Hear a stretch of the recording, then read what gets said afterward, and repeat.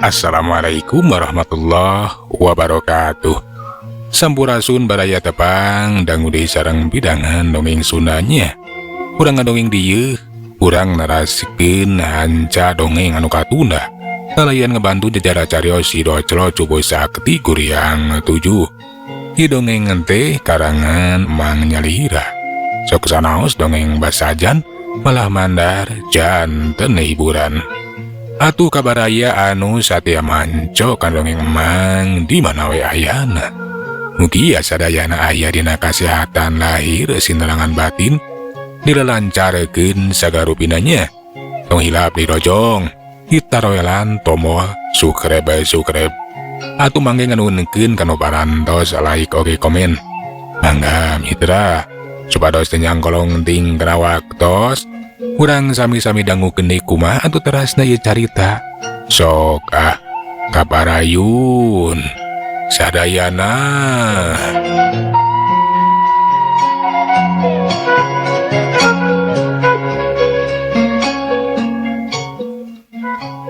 Rasakeun sia kurang ajar, nyawa sia kungaing bakal dicabut, modar sia Senopati. Kituna teh geus teu antapara deui atuh si cakar iblis teh. Laju ngagerakeun sapasang leungeunna. Dina curus cakar iblis na dina tingkat anu leuwih luhur, katempo sapasang leungeunna teh nyilang dina hareupeun dadana. Asep ipis mimiti biji tina kuku-kukuna. Bau hangru jeung bau hangit teh atuh kaambe mata kelieur mata keleneng. Teu lihila kadua leungeunna anu disilangkeun teh. Laju we atuh ditarik ka tukang. Geus kitu mah didorongkeun lepas ka hareup. Bari put-put we dicakar-cakarkeun jiga anu rek nyasaak badan lawan. Wuus aya kakuatan nu henteu katingali. Kakuatan cakaran-cakaran anu kacidarongkana. Majojorek nyakar nyasaak badan Senopati Antasena. Sedengkeun Senopati Antasena anu geus kabeunangan kaya nanti bugung geus 1000 atuh. Ukur bisa pasrah kana kanyataan lantaran geus hamu bisa nyingkahan eta panarajang sok nada datangna panarajang. Dina kayaana kitu. Memeh panarajang secakar iblis kena kana sasaran. Dak dumadak aya ciri manu nyamer awak Senopati Antasena. Dina kacepatan anu pohara luar biasana. Ukur sakilat we jeung sakicep. Awak Senopati Antasena teh geus mindah tempat. Palukarna panarajang secakar iblis teh ukur kena we kana wangunan. Gelagar. Eta wangunan teu nabikeun ka amuradu atuh. Hancur sabada harita. Senopati Antasena anu nangtung ngajanteng teu jauh eta wangunan. Ukur bisa molohok we. Jika anu kasih mah atuh teuing reuwas meureunan reuwas kareureuhnakeun. Teuing ngarasa kaget kulantaran geus aya anu nulungan. Ngan bayat saha atuh anu geus nulungan Senopati Antasena jelas. Teu katempo aya sasaha anu bieu nyamer geus nulungan Senopati Antasena teh jiga nyamunikeun dirina.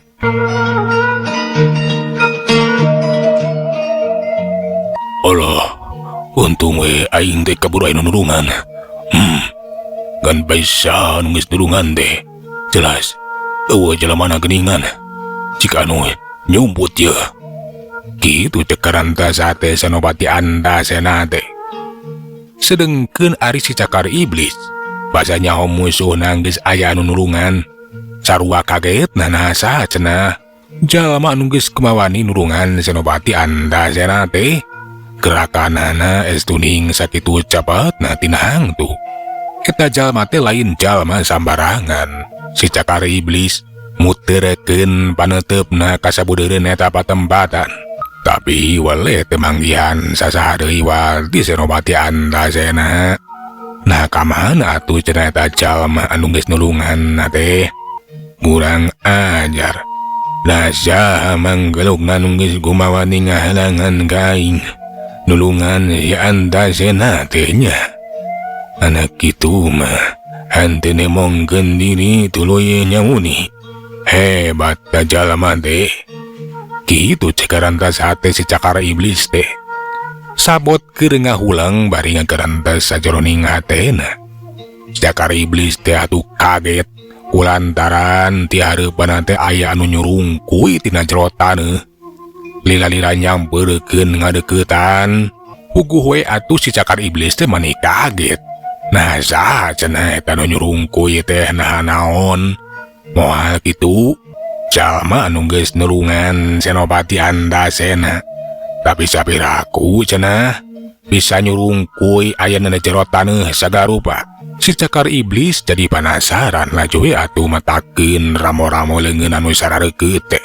Diheumatkeun dicakarekeun ka palebah taneuh anu keur nyurungkuy. Wuss, gagar. Taneuh anu nyurungkuy teh napikeun kamanca urah atuh. Ngan oro kaya tetela geuning eueuh naon. Teu katempo aya calma sajeroning taneuh teh. Si cakar iblis beuki penasaran, beuki kaget atuh. Dina kayaan keur ngahulang bakating ku kaget. Teu kanyahoan kana pigelang sukuna teh aya ramo-ramo leungeun anu geap. Nyekelan kana pigelang sukuna. Kebeg atuh si cakar iblis teh maneh kebeg reuwas. Ret kahanap tetela. Aya ramo-ramo leungeun anu buntet metot kana sukuna. Aya, nasaha anu metot suku aing teh ulang anyar. Cakar iblis teh maksudna mah arek ngalepaskeun eta cekelan leungeun di jero taneuh. Ngan oro kaya kaburu kabatot manten balasak. Balasak. Malahan mah awakna teh geus ngabalasak we sama tebitis. Si cakar iblis nyobaan hayang ngalepaskeun diri. Hayang bisa ngajaul kaluar tina eta jero taneuh. Ngan oro kaya anu ngabatot teh tetela tanakana leuwih bedas. Malahan mah beuki lila teh beuki jero. Beuki ngabalasak we. Nu akhirna mah nepikeun ka samet beheung. Basa geus samet beheung mah karasa. Nu metot kana suku teh jiga anu eureun. Atuh eta si cakar iblis teh kudu curang cileung we. Bari leungeunna teh rangga kaluhur. Najaha anu geus kumaha ni mantot kana suku aing. Aneh.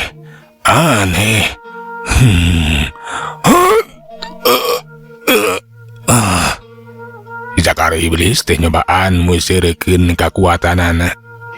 Hayang bisa kaluar tina eta jero taneuh. Ngan oro kaya usahana teh henteu ngabuakeun hasil. Ngan bae masih keneh karasa pigelang sukuna teh masih aya anu nyekelan. Caturkeun Senopati Antasena anu nyaksian kana eta kajadian manehna ge henteu cicingeun. Laju ngajakan para prajurit pikeun sagancangna cenah nyangkalak si cakar iblis.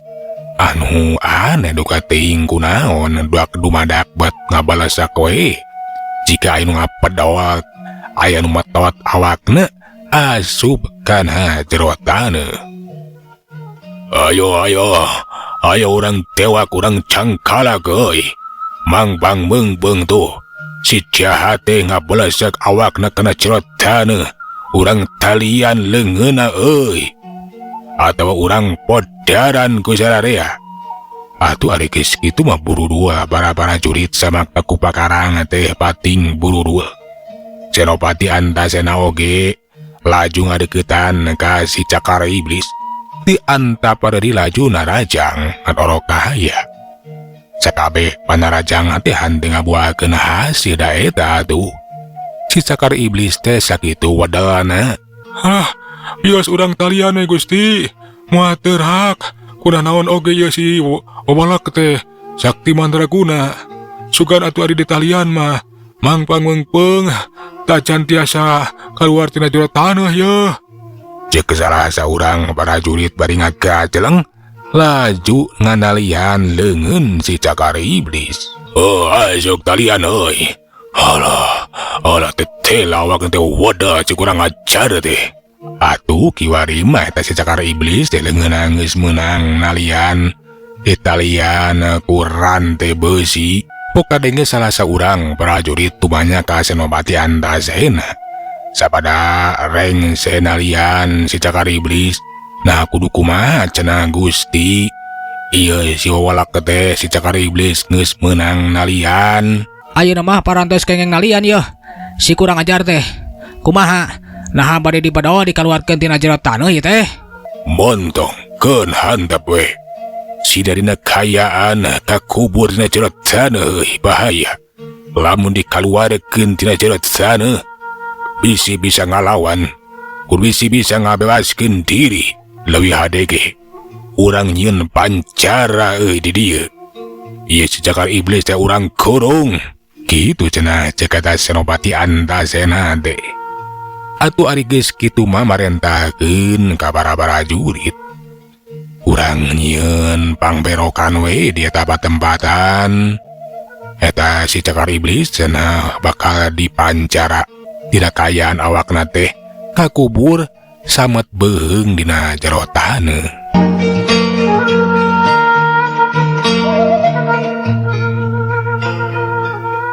Pikeun si Cakar Iblis mah teu nyangka lamun dirina teh bakal nganapan nasib anu sarupa kitu. Bet aya jalma anu bisa nyangkala ke dirina. Ngan bae cenah. Nah saat ku eta jalma anu geus metot tapikeun ka ngabalesak kana jero taneuh teh. Eta jalma teh acan kanyahoan. Sasaatan teu nemongkeun diri. Malahan mah Senopati Antasena geus sabaraha kancao ge sarua teu nyaho ka eta jalma anu geus nulunganana. Lamun ceuk apal mah eta jalma anu geus nulungan teh tayalian ti si Doclo. Si Doclo basa geus neneangan si Rabet hanteu kapanggih rajoy atuh manehna teh kapan ngalalana mapai pilemburan yang ngadenge beja. Ayana kajahatan meunang gangguan di jalma jahat nu sok ngaroga hala teh ya. Ngalaan jantung jalma urang lembur. Nya dipapai we ku si Doclo teh nepikeun ka meunang beja. Lamun eta jalma jahat teh tajalian ti si Jamplang. Jelas na si Jamplang nu keur diteteanganana. Jalma jahat anu keur ngayakinkeun ilmu sasarna. Malahan mah meunang beja. Eta si Jamplang teh cenah kiwari teh ngaganggu ka urang dayeuh. Loba prajurit anu geus diroga hala ajal binasa. Laju wae atuh si Doclo teh ngadugdug ka dayeuh. Kabeneran peuting eta. Nempo eta si Jamplang keur ngadu hareupan jeung Senopati Antasena. Laju we atuh ku si Doclo teh ditulungan Senopati Antasena teh ngan bae si Doclo teh hanteu ngatarakeun maneh. Ari pangna hanteu ngatarakeun maneh. Leuwih hade ge cenah nyamunikeun diri we. Acan waktuna nembongkeun diri ka urang karajaan. Si Doclo sabada hasil atuh metot eta si Cakar Iblis asup ka jero taneuh. Malahan mah nyaksian si Cakar Iblis geus meunang nyangkalak ditaralian ku urang karajaan nya teh ku Senopati Antasena sabaraha kanca. Laju we si Doclo mah ninggalkeun eta tempatan. Teruskeun lampah we sejaneneangan si Rabet teh ya. Kitu mitra. Pangna si Doclo bisa nulungan jeung hanteu nemongkeun diri teh. Urang caturkeun deui ayeuna mah kayaan si Cakar Iblis. Atempo lian ti leungeunna meunang nalian ditalian di bagu dadaku eta rande. Ayeuna mah dikurung ku panjara.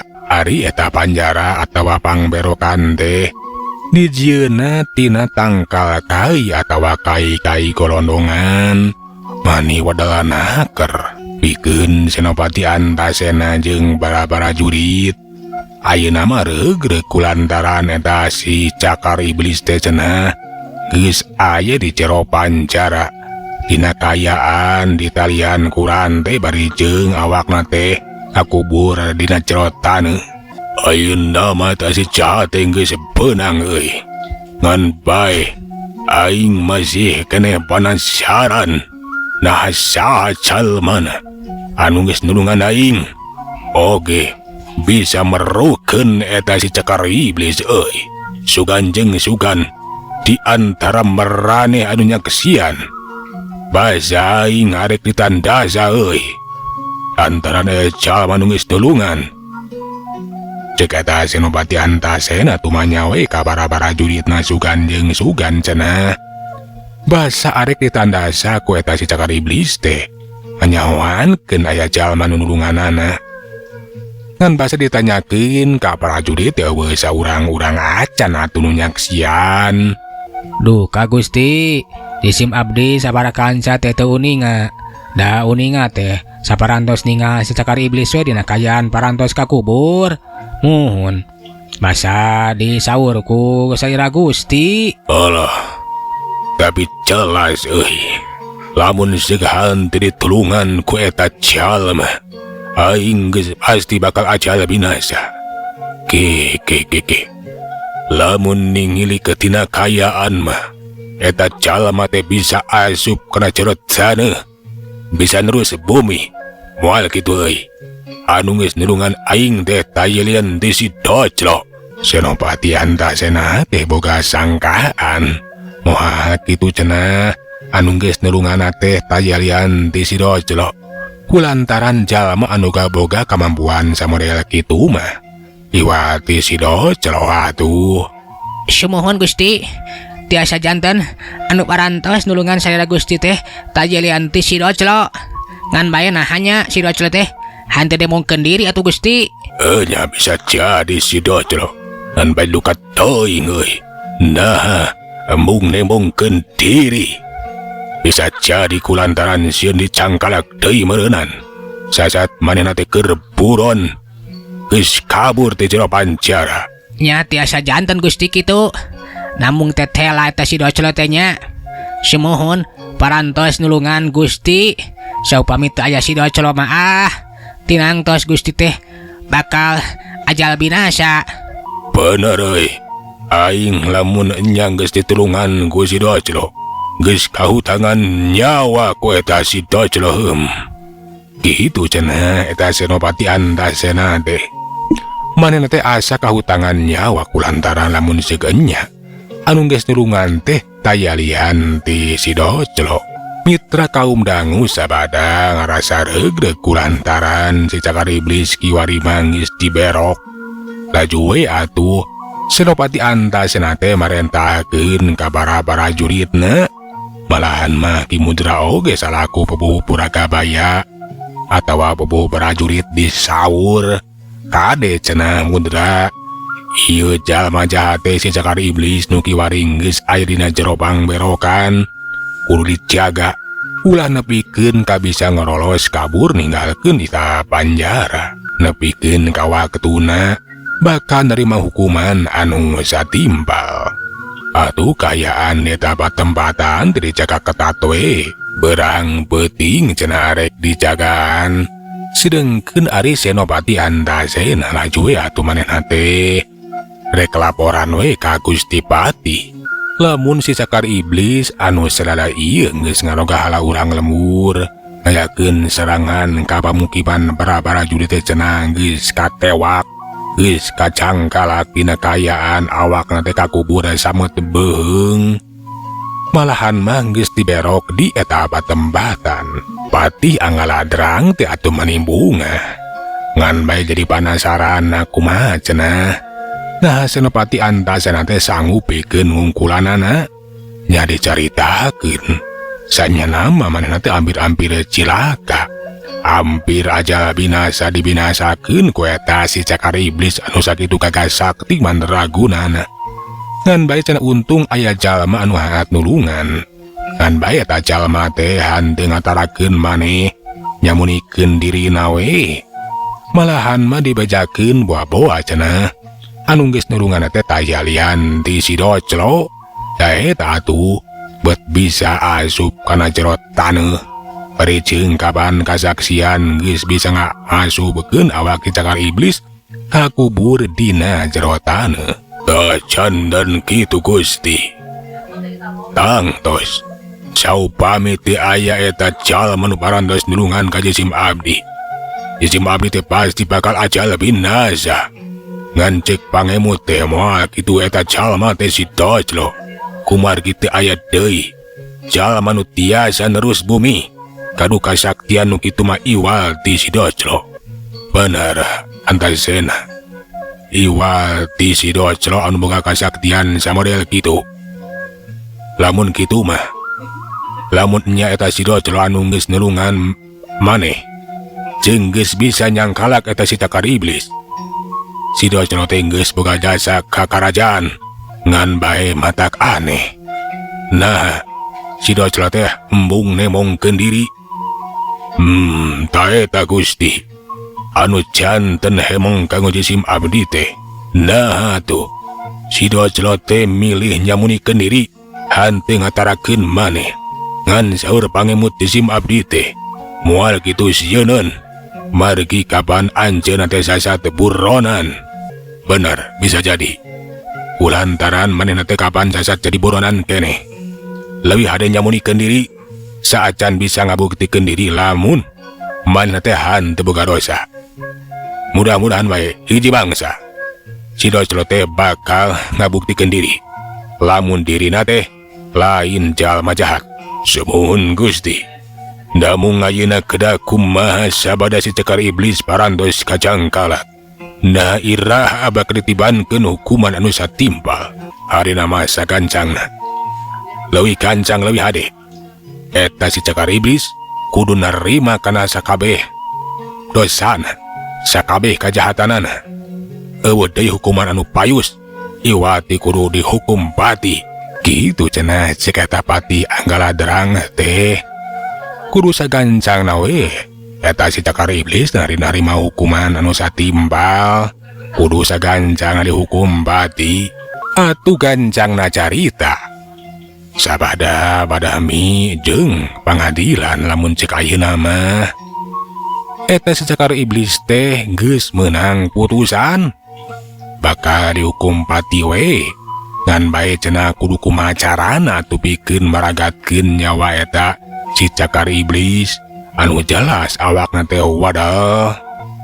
Katingali Pati Anggaladrang Senopati Antasena pon kitu jeung para bini sepuh kerajaan teh keur sawala keur nyawalakeun kudu kumaha dina maragatkeun nyawa eta si cakar iblis. Euleuh mitra waktos da geuning parantos teu nyekapan sagala urang tuna jajara carita si Dojlo tubuh sakti kuriang tujuh dugi ka dieu. Urang teraskeun dina seri anu salajengna manganunkeun tina sadaya baratosanana hapuntenna tina sadaya kakiranganna nya. Mang saheula anan undur. Assalamualaikum warahmatullahi wabarakatuh. Cak.